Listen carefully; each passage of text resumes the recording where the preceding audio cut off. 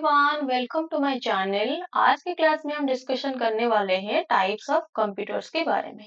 Class शुरू करने से पहले मैं आपको बता दूं कि ये जो चैनल है ये all types of competitive exams के लिए कंप्यूटर साइंस का फ्री कोर्स है। और यहाँ पर हम कंप्यूटर का जो सिलेबस है आपका एग्जाम्स का यहाँ पर ब्रीफली एक्सप्लेन मैं करने वाली हूँ। तो चलिए आज का क्लास शुरू करते हैं। तो पहले अगर हम देखें based on the purpose the computers are of two types. These are general purpose computers and special purpose computers. अगर हम जनरल पर्पस कंप्यूटर्स के बारे में देखें तो ये डिजाइन किए गए थे वेरियस ऑफ टास्क को परफॉर्म करने के लिए, जैसे कि सॉफ्टवेयर एप्लीकेशन को रन करने के लिए। और ये हाईली वर्सेटाइल भी होता है, जैसे कि आप पिक्चर्स पे यहाँ पर देख रहे हो, मोबाइल फोन्स आपका हो गया और कंप्यूटर्स हो गया, ये सब आपका डिजिटल पर्पस कंप्यूटर्स के अंदर में ही आते हैं। डिजिटल पर्पस कंप्यूटर में हम लोग वेरियस टाइप्स ऑफ वर्क कर सकते हैं, जैसे कि राइटिंग कर सकते हैं, एडिटिंग कर सकते हैं, डाटाबेस को मेंटेन भी कर सकते हैं, और जो ऑर्गेनाइजेशन है उसको कंट्रोल करने के लिए भी हम लोग जनरल पर्पस कंप्यूटर का ही यूज करते हैं। सिक्योरिटी सिस्टम को मेंटेन करने के लिए हम लोग जनरल पर्पस कंप्यूटर का यूज करते हैं। और जो आपका इलेक्ट्रिसिटी कंजप्शन को जो कैलकुलेट किया जाता है, रिकॉर्ड किया जाता है, उसके लिए भी हम लोग जनरल पर्पस कंप्यूटर्स का ही इस्तेमाल करते हैं। नेक्स्ट आ जाते हैं आपका स्पेशल पर्पस कंप्यूटर्स के बारे में थोड़ा सा देखेंगे। स्पेशल पर्पस कंप्यूटर डिजाइन किए गए हैं कुछ स्पेसिफिक टास्क को परफॉर्म के लिए करने के लिए।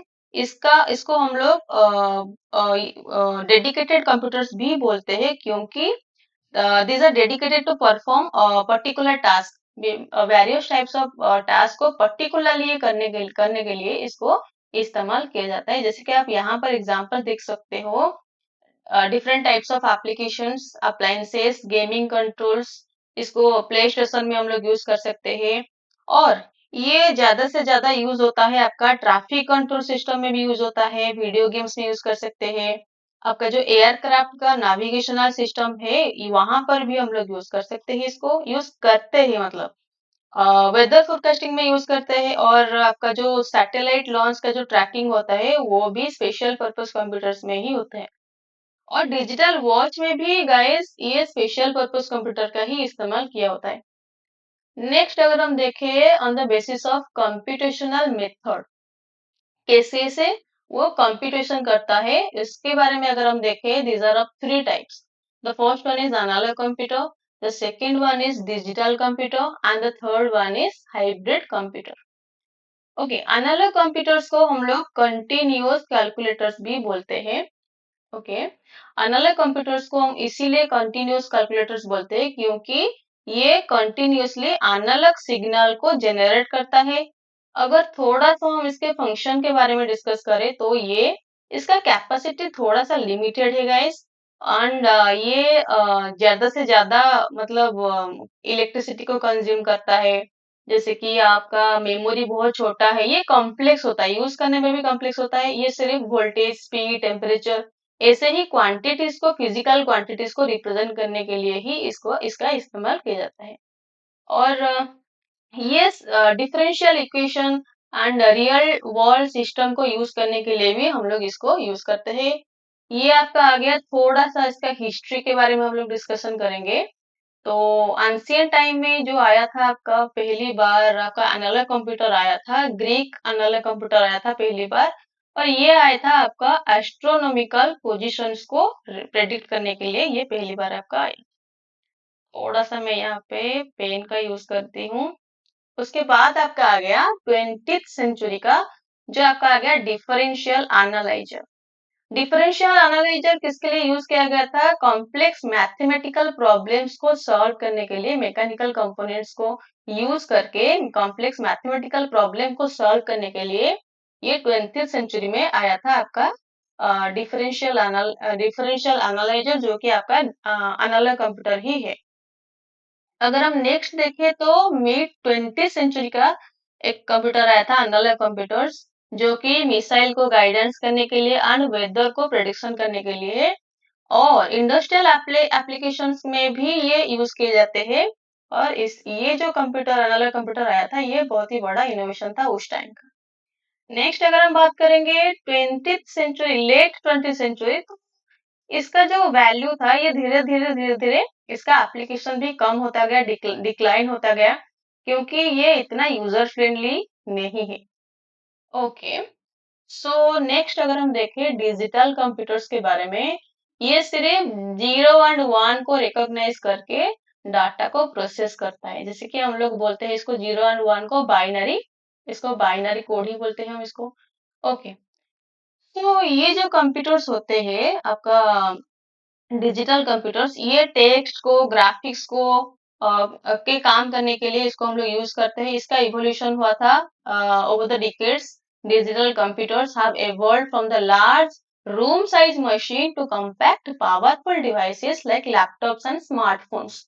जैसे कि मैंने यहाँ पर मेंशन किया हुआ है, पहले जमाने के जो हम कंप्यूटर, मैंने आपका जो प्रीवियस क्लास में मैंने डिस्कशन किया हुआ है, फर्स्ट जनरेशन का जो कंप्यूटर था वो बहुत ही बड़े साइज के होते थे। एक एक रूम लग जाता था एक एक कंप्यूटर को इस्तेमाल करने के लिए, मतलब इसको इंस्टॉल करने के लिए एक एक रूम लग जाता था। धीरे धीरे इसका इवोल्यूशन हुआ और ये धीरे धीरे पावरफुल होते गए। इसका जो मेमोरीज है वो बढ़ता गया, उसको लैपटॉप और जो स्मार्टफोन अब लोग वो मतलब यूज करते हैं ना, इसमें ये कन्वर्ट होता गया।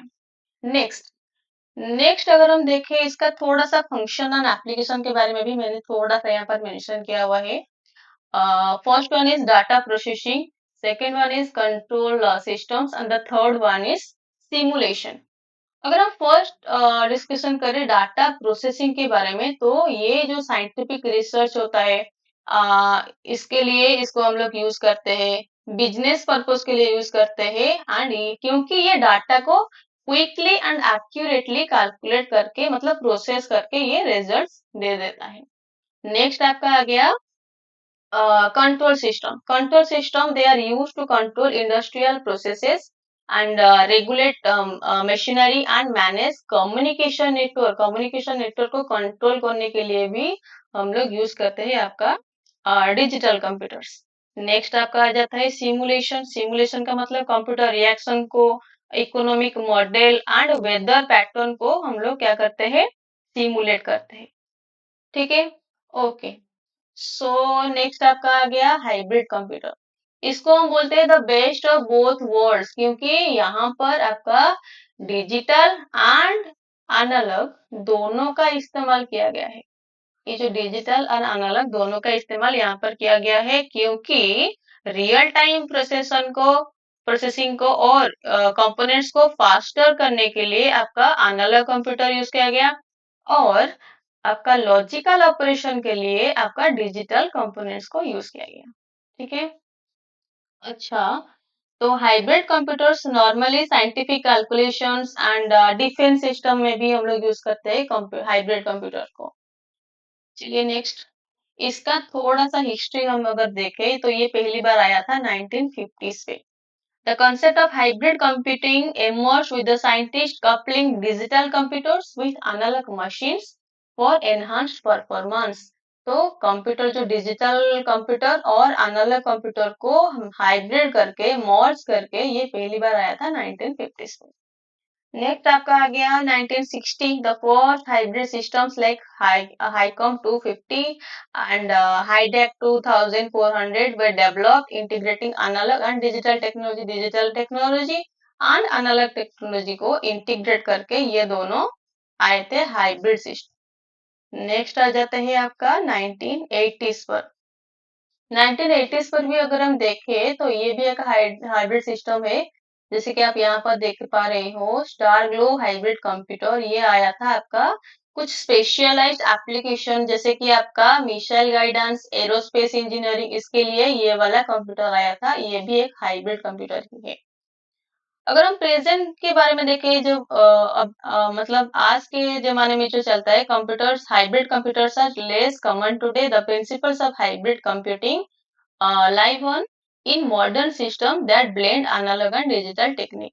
एनालॉग एंड डिजिटल टेक्निक को यूज करके जो हाइब्रिड कंप्यूटर्स है, इस क्योंकि इससे भी ज्यादा अफोर्डेबल, इससे भी ज्यादा मतलब रिलायबल कंप्यूटर आ चुका है, तो इसका वैल्यू भी थोड़ा सा कम हो चुका है। ओके, तो अगर हम नेक्स्ट देखें on the basis of size and capacity. Size मतलब छोटा या बड़ा, और कैपेसिटी का मतलब इसका प्रोसेसिंग का जो काम होता है, मेमोरी का कैपेसिटी है। इसके बारे में अगर हम डिस्कशन करें तो पहले आपका आ जाता है super computer. These are most powerful computing machines available designed to perform complex calculations at incredibly high speeds। ये ना हाई स्पीड पे काम करते हैं ये कंप्यूटर्स। एंड अगर हम इसके बारे में थोड़ा सा ज्यादा डिस्कशन करें तो ये भी scientific research, weather forecasting and nuclear simulation के लिए ही यूज किया जाता है। और इसका अगर हम थोड़ा सा की फीचर्स देखें, की फीचर्स का मतलब इसका कैसे काम ये करता है, इसका प्रोसेसिंग स्पीड बहुत ही ज्यादा होता है। ये पर सेकेंड ट्रिलियंस ऑफ इंस्ट्रक्शन को एट ए टाइम प्रोसेस कर सकता है, इसका इतना कैपेबिलिटी है। और ये अगर आप कहें तो ये फिफ्थ जनरेशन का ही है, और ये सिक्स जनरेशन में भी और ही पावरफुल होकर आने वाली है। तो इसके नेक्स्ट पॉइंट से आपका पैरेलल का processing, it utilises thousands of processors working simultaneously. ये थाउजेंड्स ऑफ प्रोसेसर्स को एट ए टाइम मतलब करने का कैपेसिटी उसके पास है। अगर हम इसको देखें कौन कौन से जगह पे इसका एप्लीकेशन हुआ है, जैसे कि climate research, quantum machines and molecular modelling, physical phenomena को सिमुलेट करने के लिए इसका एप्लीकेशन किया जाता है। नेक्स्ट आपका आ जाता है main frame computers. Main frame, ये जो पॉइंट्स है ना, ये कुछ ज्यादा ही इम्पोर्टेंट है। ये मैं स्टार मार्क कर लेती हूँ, ये ज्यादा आपके जो प्रीवियस ईयर का आप जो क्वेश्चन देखोगे तो मेन फ्रेम कंप्यूटर्स में ही ज्यादा आपका क्वेश्चन आया था। Main frame computers are normally large, powerful systems are used primarily by large organizations for the bulk data processing such as sensors, industry and consumer statistics, enterprise resource planning and transaction processing। इस computers को हम लोग use करते हैं ज्यादा से ज्यादा corporate sectors पे एंड गवर्नमेंट का जो ऑर्गेनाइजेशन है वहां पर हम लोग यूज करते हैं, क्योंकि ये साइज में भी बड़ा होता है, इसका मेमोरी भी बहुत ज्यादा बड़ा होता है। तो इसीलिए ये बड़े बड़े ऑर्गेनाइजेशन में ही इसका यूज किया जाता है। इसका थोड़ा सा अगर हम की फीचर्स के बारे में देखें तो ये हाईली रिलायबल है। मतलब ये मैक्सिमम स्पीड पे भी काम करता है। और इसका जो डाटा स्टोर करने का, क्योंकि इसका मेमोरी बहुत ज्यादा है ना, तो इसलिए ये वास्ट अमाउंट ऑफ डाटा को एट ए टाइम स्टोर कर सकता है। नेक्स्ट आपका आ गया मल्टी यूजर कैपेसिटी।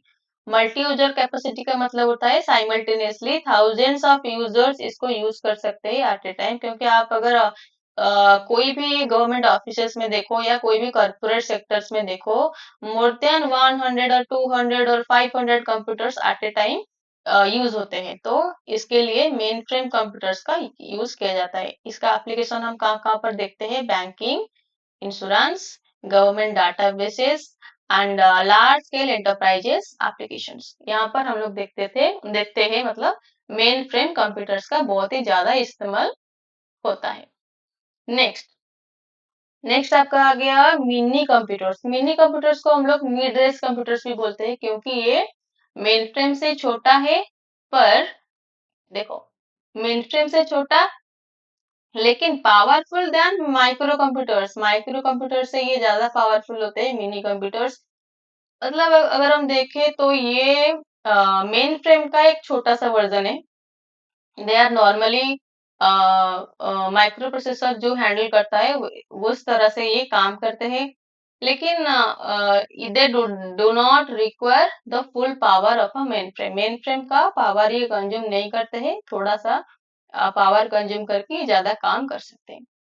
इसका अगर हम की फीचर्स देखें तो इसका साइज मॉडरेट है, ये मल्टी यूजर कैपेसिटी रखता है, और ये कॉस्ट इफेक्टिव भी है। ये है आपका इम्पोर्टेंट पॉइंट, कॉस्ट इफेक्टिव होता है आपका मिनी कंप्यूटर्स।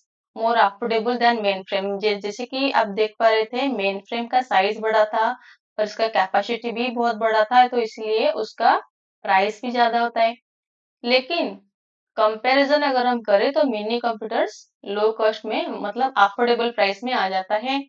एंड ये मल्टीपल यूजर्स को भी साइमल्टेनियसली सपोर्ट कर सकता है। इसका अगर हम एप्लीकेशंस देखें तो ये प्रोसेस कंट्रोल को मैन्युफैक्चर करने के लिए और स्मॉल और मीडियम साइज बिजनेस को जो एप्लीकेशन को रन करने के लिए और एनवायरमेंट नेटवर्क एनवायरनमेंट को जो सर्वर एज ए सर्वर भी ये यूज होता है आपका मिनी कंप्यूटर। ओके। नेक्स्ट आ गया आपका माइक्रो कंप्यूटर। माइक्रो कंप्यूटर थोड़ा सा ये तो सबसे स्मॉलेस्ट होते हैं गाइस। ये smallest and more affordable than the types of computers. ये सबसे मतलब पहले जो हम देखते थे ना उससे बहुत ही ज्यादा ये स्मॉलेस्ट और अफोर्डेबल है। इसको हम कॉमनली पीसीस बोलते हैं, पर्सनल कंप्यूटर, जैसे कि आप अपने घर में यूज करते हो पर्सनल कंप्यूटर जहाँ पर आपका एक डेस्कटॉप होता है, सीपीयूज होते हैं। तो ये आपका आ गया पीसी वर्जन। तो यहाँ ये तो मतलब हर घर में ही होता है, स्कूल्स कॉलेजेस बिजनेसेस सभी जगह पर ये यूज होता है आपका माइक्रो कंप्यूटर्स। इसका अगर हम की फीचर्स देखें तो इसका साइज भी कम्पैक्ट है, ये पोर्टेबल है, जैसे कि लैपटॉप आपका है, टैबलेट। आजकल तो टैबलेट और लैपटॉप का ही जमाना है। तो इस ये यूजर फ्रेंडली भी है क्योंकि ये ग्राफिकल यूजर इंटरफेस को यूज करते हैं, जीयूआई ग्राफिकल यूजर इंटरफेस को यूज करता है। और ये बहुत ही ज्यादा वर्सटाइल है। वर्सटाइल का मतलब ये वेरिएशंस ऑफ एप्लीकेशन को ये रन कर सकता है at a time. Okay. Next मैं यहाँ पर थोड़ा सा पॉइंट ऐड करने जा रही हूँ। मैं अगर पर्सनल कंप्यूटर्स के बारे में बोलूँ, these are also various types. The first one is आपका आ जाएगा टावर मॉडल।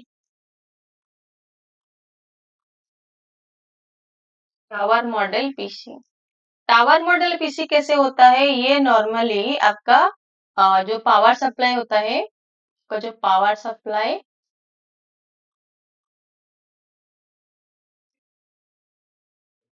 एंड आपका मदरबोर्ड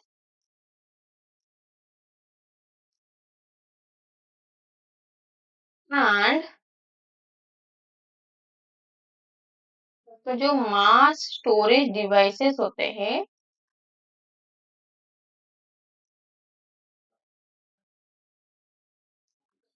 वे स्टोर होते हैं स्टार्ड फॉर्म में।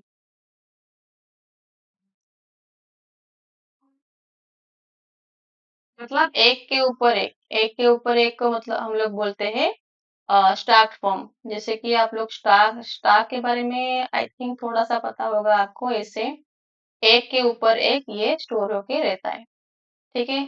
तो नेक्स्ट आपका आ जाता है आपका डेस्कटॉप।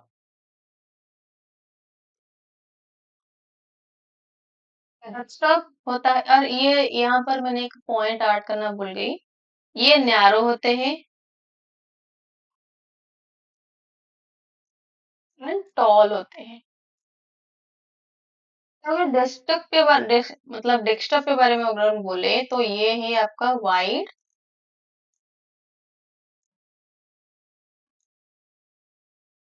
ये है आपका वाइड एंड ये आपका होता है टॉल। देखा होगा आपने अपने घर में देखा होगा डेस्कटॉप। ये fit comfortably, this fit comfortably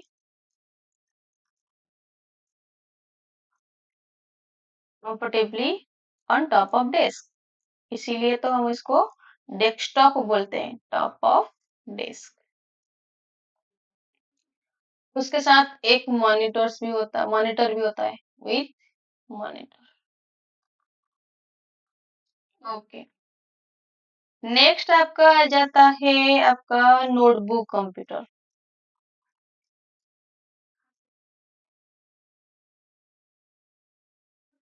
notebook computer को हम लोग बोलते हैं अल्ट्रा बुक। इसको हम लोग अल्ट्रा बुक भी बोलते हैं।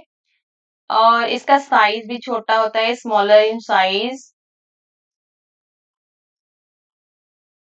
और ये लाइट वेट भी होता है। मतलब ये मतलब 5 या 6 पाउंड से भी ज्यादा हल्का होता है। लेस देन, मैं यहाँ पे थोड़ा सा मेंशन कर देती हूँ, लेस देन 6 पाउंड। 6 पाउंड से भी ये ज्यादा हल्का होता है। और ये यूज करता है uses flat panel technology.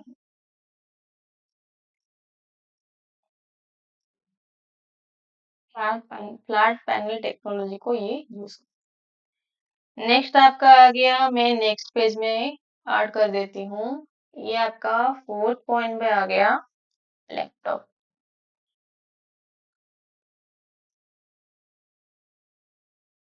Laptop को हम लोग नोटबुक कंप्यूटर भी बोलते हैं, ऑल्सो कॉल्ड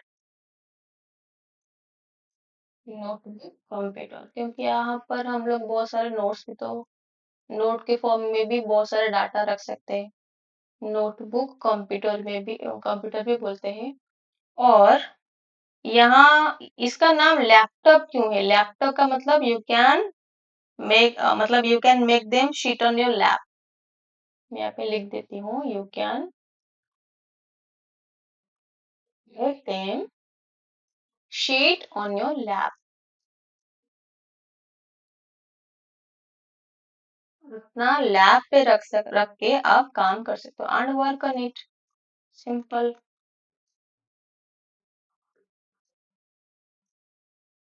थोड़ा सा मैं और भी मतलब एक्सप्लेन करूँ तो नेक्स्ट आपका आ गया पाम टॉप कंप्यूटर। जैसे कि आपका लैपटॉप वैसे ही आपका पाम टॉप, ये it fits on your palm, simple, it fits on your palm. ये तो बहुत ही ज्यादा स्मॉल होता है, एक्सट्रीमली स्मॉल इन साइज। मतलब जो भी हम लोग पहले पढ़े ये सबसे छोटा है साइज में, एक्सट्रीमली स्मॉल इन साइज। ये लिमिटेड में हो गया, मतलब फोन बुक एंड कैलेंडर्स में ही ये लिमिटेड हो गया, इसको हम लोग ज्यादा यूज नहीं करते। इसके बाद आपका आ गया पीडीए। पीडीए पीडीए का फुल फॉर्म होता है पर्सनल डिजिटल असिस्टेंट।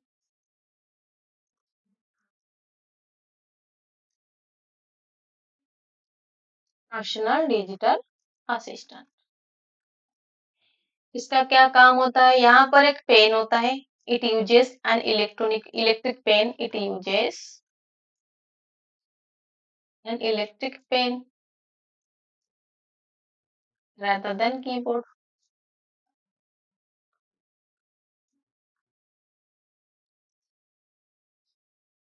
यहाँ पर कीबोर्ड नहीं होता है, कीबोर्ड के जगह पर ये यूज करता है आपका इलेक्ट्रिक पेन यूज करता है।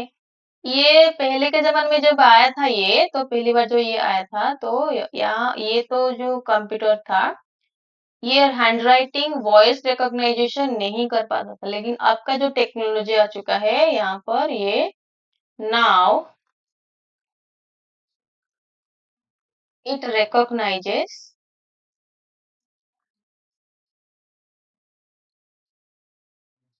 Hand writing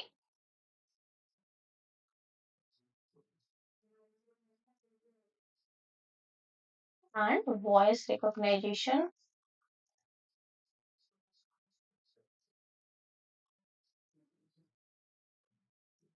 voice recognisation technology use करता है और आपका वॉइस भी रिकॉग्नाइज कर सकता है, सिंपल। और मैं लास्ट पॉइंट यहाँ पर ऐड कर दूं, आपका आ गया लास्ट में, आपका आ गया स्मार्टफोन। जैसे कि आप यूज करते हो सैमसंग, वीवो, ओप्पो, ये सब आपका आ गया स्मार्टफोन पे। ये सबसे रिलायबल और वर्सटाइल आपका कंप्यूटर की लिस्ट में आ जाता है, ठीक है। तो इतना हम लोग जो भी मतलब आज के क्लास में पढ़े, इसके बाद में थोड़ा सा क्वेश्चन यहाँ पर ऐड किया है। तो आपका फर्स्ट क्वेश्चन है, for predicting the weather which of the following is the best solution. Weather के फोरकास्टिंग के लिए सबसे बेस्ट क्या है? और इसका आंसर है सुपर कंप्यूटर। सुपर कंप्यूटर सबसे ज्यादा बेस्ट होता है आपका मतलब प्रेडिक्शन के मामले में ये ज्यादा मतलब बेहतर होता है। नेक्स्ट आपका आ गया, which are specially design computer chips that reside inside other devices such as your car or your electronic thermostat। ये जो मैं क्वेश्चन ऐड किया यहाँ पर ना, ये आपका PYQ से, तो इसका आंसर है आपका एम्बेडेड कंप्यूटर्स। एम्बेडेड कंप्यूटर्स के बारे में मैं थोड़ा सा बाद में बता दूंगी आपको, ठीक है। The next question is the process of converting analog signal into digital signals. So they can be processed by a receiving computer is refers to as. इसका आंसर है आपका मॉड्यूलेशन। मॉड्यूलेशन डीमॉड्यूलेशन जो आपका यूज होता है आपका analogue computer पे, modulation demodulation, इसके बारे में भी हम लोग आगे के क्लास में मतलब डिस्कशन करेंगे। नेक्स्ट आपका आ गया COBOL. COBOL is used for which of the following purpose. COBOL किसके लिए यूज करते हैं हम लोग? बिजनेस एंड फाइनेंस के लिए कोबोल। इसके बारे में जो जब मैं एब्रिविएशन का कोई क्लास लूंगी वहां पर मैं ब्रीफली एक्सप्लेन करूंगी। नेक्स्ट आपका आ गया which of the following are computers that can be carried out easily. Easily हम किसको, जो चार ऑप्शन है इसमें से किसको हम लोग इजीली अपने साथ ले सकते हैं? Mini computers, super computers, PCs and laptops, and the answer is laptop. Next question, which of the following refers to the fastest, biggest and the most expensive computers? ये जो चार ऑप्शन है mini computer, super computer, PCs and laptops, इसका तो easily ही answer आपको आ जाता होगा। इसका आंसर है सुपर कंप्यूटर। सबसे बड़ा होता है, फास्टेस्ट होता है और ये ज्यादा एक्सपेंसिव भी है। ओके, सो नेक्स्ट आपका ये क्वेश्चन है, a central computer that holds collections of data and programs for many PCs, workstations and other computers is a dash. इसका आंसर क्या होगा? A central computer that holds collections of data and programs for many PCs, इसका answer होगा आपका mini computers. Okay, so next आपका question है, personal computers can be connected together to form और dash. Personal computers को हम लोग together connect करके उसको क्या बोलते हैं? नेटवर्क बोलते हैं। नेटवर्क में जब पढ़ाऊंगी वहां पर भी मैं इससे भी ब्रीफली एक्सप्लेन कर लूंगी, ठीक है। तो नेक्स्ट क्वेश्चन है, a dash is a large and expensive computer capable of simultaneously processing data for hundreds or thousands of users. और इसका आंसर है आपका मेन फ्रेम कंप्यूटर, क्योंकि ये बड़े से बड़े ऑर्गेनाइजेशन पे यूज होते हैं, बड़े बड़े कॉर्पोरेशन सेक्टर्स पे यूज होते हैं, क्योंकि इसका साइज भी बहुत बड़ा है, इसका मेमोरी साइज बहुत ही ज्यादा बड़ा होता है, ठीक है। तो नेक्स्ट क्वेश्चन आपका आ गया, super computer developed by Indian scientist, which Indian scientist developed the super computer? और इसका आंसर है आपका परम, इजी है। नेक्स्ट, सुपर कंप्यूटर्स डैश, ये जो चार ऑप्शन में से आपको चूज करना है appropriate answer. The first one is are smaller in size and processing capability than mainframe computers. No. Are common in majority of households, contain thousands of microprocessors. Yes. Are rarely used by researchers. No. The answer is C. Yeah. It contains thousands of microprocessors. Next. A dash is a small handheld computer that helps yourself the way and perform simple task. Simple task कहाँ पर आप लोग कर सकते हो? Options are desktop computer, mobile phone, notebook computer, mini computer. The answer is notebook computer. ये notebook, हाँ notebook computer ही है इसका आंसर। ओके, सो नेक्स्ट क्वेश्चन है आपका, a portable personal computer small enough to fit on your lap. Lap का मतलब क्या होता है आपका? नोट, क्योंकि हम लोग लैपटॉप को भी तो नोटबुक कंप्यूटर ही तो बोलते हैं ना। लैपटॉप को भी हम लोग नोटबुक कंप्यूटर ही बोलते हैं, तो इसका आंसर हो जाएगा आपका notebook computer. Okay, so next question is, analog computer works on the supply of dash. Analog computers works on the supply of dash. Okay, continuous electrical pulses but not continuous magnetic strength, physical strength। continuous ही होगा आपका पहला answer होगा, I think, या continuous electrical pulses। Okay, so the next question is, dash is not a micro computer। इसमें से कौन सा micro computer नहीं है?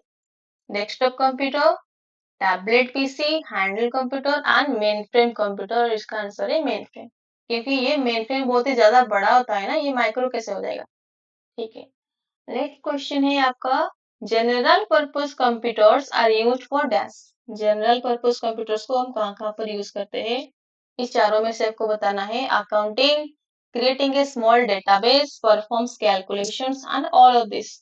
इसका आंसर होगा आपका ऑल ऑफ द अबव। सभी के सभी जगह पर हम जनरल पर्पस कंप्यूटर को ही यूज करते हैं। नेक्स्ट, नेक्स्ट आपका क्वेश्चन है, लैपटॉप्स आर डैश। यहाँ पर सबसे अप्रोप्रिएट कौन सा आंसर है? The first one is computers used in chemical laboratories. The second one is portable, lightweight, and fit into briefcases. Hearing voice recognition system and desktop. The answer is B. Yes. Next, choose the odd one out. यहाँ में इसमें से कौन सा आपका odd one हो जाएगा? Mini computer, micro computer, super computer and आपका आ गया नोटबुक कंप्यूटर। आई थिंक इसका आंसर है डी, नोटबुक कंप्यूटर, क्योंकि ये सबसे छोटा है। या ये सबसे छोटा है, क्योंकि इसमें से आपको चूज करना था odd one out. Okay, so next. Okay, so आज के लिए इतना ही। आई जस्ट होप कि आपको ये क्लास अच्छा लगा होगा।